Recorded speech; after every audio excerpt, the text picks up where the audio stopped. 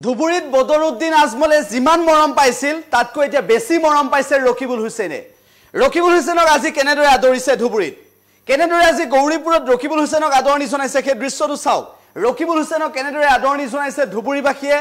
10,12,476টা ভোটত মৌলানা বদৰুদ্দিন আজমলক পৰাস্ত কৰাৰ পিছত দিল্লীত গৈ উপস্থিত হ'ল আৰু তাৰ পিছত দিল্লীৰ পৰা সামগুৰিলৈ নহয়, দিল্লীৰ পৰা নগাঁৱলৈ নহয়, দিল্লীৰ পৰা ধুবুৰীলৈ আহিল আৰু তাৰ পিছত ধুবুৰীবাসীয়ে কেনেদৰে মৰম দিছে, বদৰুদ্দিন আজমলতকৈ 10 গুণ বেছি মৰম দিছে ৰকিবুল হুছেইনক।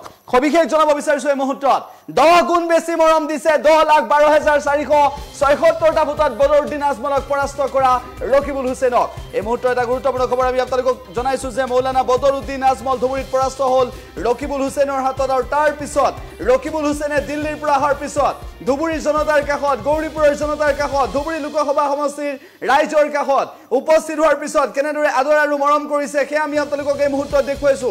ধুবুৰীবাসীৰ ৰাইজে মৰম দিছে ৰকিবুল হুছেইনক। ধুবুৰীবাসীৰ মৰম লাভ কৰি অভিভূত হৈ পৰিছে ৰকিবুল হুছেইন। দিল্লীৰ পৰা ধুবুৰীলৈ আহি আজমলতকৈ বেছি মৰম পাইছে ৰকিবুল হুছেইনে। 10,12,476টা ভোটত ইতিহাস সৃষ্টি কৰি, ৰেকৰ্ড সৃষ্টি কৰি বদৰুদ্দিন আজমলক পৰাস্ত কৰা ৰকিবুল হুছেইনক এনেদৰে ধুবুৰীবাসীয়ে মৰম দিবলৈ সক্ষম হৈছে, মৰম দিছে আৰু ধুবুৰী জনতাৰ মৰম পাই এনেদৰে ৰকিবুল হুছেইনে কি মন্তব্য কৰিছে সেয়াও আমি আপোনালোকক জনাম। ধুবুৰীৰ জনতাৰ বাবে ৰকিবুল হুছেইনে হ'বলগীয়া লোকসভাৰ অধিৱেশনত কি মন্তব্য কৰিব সেয়া হ'ব গুৰুত্বপূৰ্ণ। ধুবুৰীবাসীৰ বাবে ৰকিবুল হুছেইনে এইবাৰ ধুবুৰীবাসীৰ বাবে কি কি দাবী কৰিব, ধুবুৰীবাসীৰ গৰাখহনীয়া সমস্যা সমাধান হ'ব লাগিব, বৃহত্তৰ স্বাৰ্থত মাত মাতিব ৰকিবুল হুছেইনে। ইতিমধ্যে মন্তব্য কৰিছিল এই সন্দৰ্ভত ৰকিবুল হুছেইনে। ধুবুৰীবাসীৰ জনতাৰ স্বাৰ্থত কি কি সমস্যা সমাধানৰ বাবে আগবাঢ়িছে। প্ৰথম পদক্ষেপ হিচাপে ধুবুৰীৰ জনতাই কোনো কাৰণতে যাতে গৰাখহনীয়াত আক্ৰান্ত হ'বলগীয়া নহয় তাৰ বাবে চৰকাৰে গুৰুত্ব দিবই লাগিব আৰু সেই ক্ষেত্ৰত ৰকিবুল হুছেইনে বাধ্য কৰিব। একেটা সময়তে ধুবুৰীৰ জনতাই শিক্ষা, ধুবুৰীৰ জনতাই স্বাস্থ্য, ধুবুৰীৰ জনতাই প্ৰতিটো মৌলিক অধিকাৰৰ ক্ষেত্ৰত গুৰুত্বপূৰ্ণ আৰু আগস্থান লাভ কৰিব লাগিব। দেশৰ প্ৰতিটো প্ৰান্তৰ দৰে ধুবুৰীৰ জনতায়ো সেই মৰম পাব লাগিব, সেই আদৰ পাব লাগিব। ৰকিবুল হুছেইনে সেই দাবী উত্থাপন কৰিব আৰু ৰকিবুল হুছেইনৰ ওপৰত আশা কৰি ইতিমধ্যে ধুবুৰীত মৌলানা বদৰুদ্দিন আজমল যুগৰ অৱসান ঘটোৱা ধুবুৰীবাসীৰ ৰাইজে এইবাৰ ৰকিবুল হুছেইনক লৈ অধিক আগ্ৰহী হৈ পৰিছে। ৰকিবুল হুছেইনৰ মন্তব্য আছে, দিল্লীৰ পৰা ধুবুৰীলৈ অহাৰ পিছত বদৰুদ্দিন আজমলতকৈ বেছি মৰম পোৱা ৰকিবুল হুছেইনে ধুবুৰীবাসী জনতাক উদ্দেশ্যি, অসমৰ ৰাইজক উদ্দেশ্যি কি মন্তব্য কৰিছে সেই মন্তব্য শুনাব বিচাৰিছো। আজি ইতিহাস প্ৰসিদ্ধ এই গৌৰীপুৰৰ পৰা ধুবুৰী লোকসভা সমষ্টিৰ সকলো ভোটদাতা ৰাইজক মই ধন্যবাদ আৰু কৃতজ্ঞতা জ্ঞাপন কৰিছোঁ।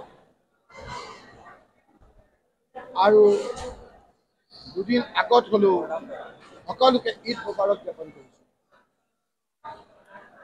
এই ঈদৰ দ্বাৰা যাতে আমি সকলো জাতি জনগোষ্ঠী মানুহ আৰু অধিক শক্তিশালী মিলনেৰে থাকিব পাৰোঁ, আমাৰ নিজৰ ল'ৰা ছোৱালীক লৈ নিজে যাতে সুখে শান্তিৰে থাকিব পাৰোঁ, সমাজখন যাতে আগবাঢ়ি যায়, সকলোৰে ঘৰত যাতে শান্তি হয়, বেমাৰ আজাৰ যাতে নাইকিয়া হয়, এই ঈদৰ সময়ত মই মহান আল্লাহ তাআলাৰ ওচৰত এইটোকে কামনা কৰিছোঁ। আজি আপোনালোকে দেখিছে যে ধুবুৰী লোকসভা সমষ্টিৰ ৰাইজে ৰেকৰ্ড কৰিছে। 10,12,400তকৈ বেছি ভোট আমাক দিছে। গোটেই ভাৰতবৰ্ষৰ ভিতৰত সৰ্বাধিক ভোট পোৱা এইটো এটা ৰেকৰ্ড বুলি সকলোৱে কৈছে। সেয়েহে মই ঈদৰ দুদিন আগতেই ইয়ালৈ আহি সকলোলৈকে মই ধন্যবাদ আৰু কৃতজ্ঞতা জনাবলৈ আহিছোঁ। এইখন কোনো সম্বৰ্ধনা সভা নহয়, এইখন কংগ্ৰেছ দলৰ কৃতজ্ঞতা সভা ৰাইজৰ। মই প্ৰেছৰ লোকসকলকো ধন্যবাদ জনাইছোঁ যে আপোনালোকে বিগত 3-4 মাহ সঁচা ছবি দেখুৱাই আপোনালোকে ধুবুৰী লোকসভা সমষ্টিৰ বিভিন্ন সমস্যাসমূহ ৰাইজৰ চকুত যি দাঙি ধৰিলে নিৰপেক্ষভাৱে, তাৰ বাবে আপোনালোককো মই ধন্যবাদ আৰু কৃতজ্ঞতা জনাইছোঁ। আজি আপোনালোকে দেখিছে যে সমস্যাবহুল এই লোকসভা সমষ্টিৰ কাম কৰাৰ ক্ষেত্ৰত সকলোৰে সহায় সহযোগিতা কামনা কৰিছোঁ। আজি আপোনালোকে দেখিছে বিভিন্ন জাতি জনগোষ্ঠীৰে গঠিত এই গৌৰীপুৰ, এই গুৰুগঞ্জ সমষ্টিৰ সকলো শ্ৰেণীৰ ৰাইজে আমাক বৃহৎ সংখ্যক ভোট দিছে। আজি সেই ভোটবিলাক আমি যাতে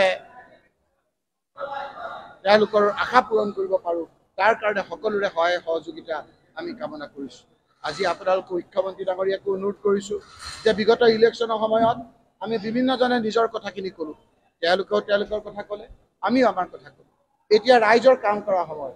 আজি মুখ্যমন্ত্ৰী ডাঙৰীয়াৰ ভাষাৰে যে অসমখনক আমি এখন 1 নম্বৰ 2 নম্বৰ 3 নম্বৰ ৰাজ্যৰ উন্নত ৰাজ্য হিচাপে পৰিগণিত কৰিব লাগে। আৰু যদি সঁচাকৈয়ে আমি উন্নত ৰাজ্য কৰিব লাগে, তেতিয়া মই ক'ব বিচাৰিছোঁ যদি আমি এজন সুস্থ সম্পূৰ্ণ মানুহ হওঁ, তেতিয়াহ'লে এখন হাত এখন ভৰি যদি মোৰ পংগু হয়, তেতিয়া সম্পূৰ্ণ সুস্থ বুলি ক'ব নোৱাৰোঁ। ঠিক একেদৰে আমাৰ যদি ৰাজ্যখনৰ উজনি, নামনি, মধ্য অসম, বৰাকবেলি, পাহাৰীয়া 2খন জিলা, BTAD, মধ্য অসম, আমাৰ উত্তৰ অসম, সকলো যদি আমি আগবাঢ়ি যাব নোৱাৰোঁ একেলগে, তেতিয়াহ'লে অসমখন সামগ্ৰিকভাৱে উন্নত ৰাজ্য বুলি ক'ব নোৱাৰোঁ। সেইকাৰণে মোৰ সমস্যাবহুল এই ধুবুৰী লোকসভা সমষ্টিৰো যিবিলাক সমস্যা আছে, এই সমস্যাবিলাক সকলোৱে মিলিজুলি সমাধান কৰাৰ ক্ষেত্ৰত সকলোৰে মই আপোনাৰ সহায় সহযোগিতা আন্তৰিকতাৰে কামনা কৰিছোঁ। ৰকিবুল হুছেইন জয়ী হোৱাৰ পিছত বাংলাদেশী বুলি উল্লেখ কৰিছে। বাংলাদেশীৰ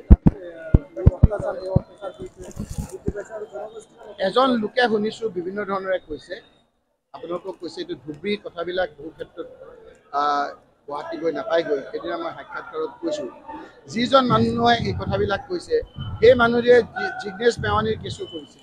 তেওঁ এটা মানে প্ৰফেশ্যনেল তেনে অশান্তি কৰা লোক বুলি ভাবিছে। গতিকে যিজনে কৈছে তেওঁলোকৰ বিৰুদ্ধে চৌমতো কেছ ল'ব লাগে। আৰু যিজন মন্ত্ৰীয়ে এনেধৰণৰ কথা বতৰাবিলাক কৈছে, মুখ্যমন্ত্ৰী ডাঙৰীয়াই এজন MLA এনেধৰণে কথা কোৱাৰ কাৰণে তুৰন্তে একশ্যন লৈ জেললৈ পঠিয়াইছে। গতিকে যদি এনেধৰণৰ কথা কৈছে, তেওঁৰ বিৰুদ্ধে কেছ লৈ ইমিডিয়েটলি তেওঁৰ বিৰুদ্ধে ব্যৱস্থা লোৱাটো আজি সমাজখনৰ কাৰণে ভাল।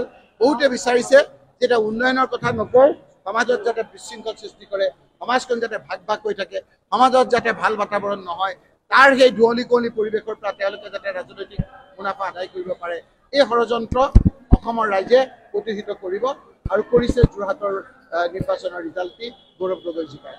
ধুবুৰী আৰু আচলতে বৰপেটা অন্য চকুৰে চোৱা হৈছে বুলি আজি মই কৈছোঁ যে অসমখন উন্নতি কৰিবলৈ হ'লে সামগ্ৰিকভাৱে গোটেই অসমখন আগবাঢ়ি যাব লাগিব।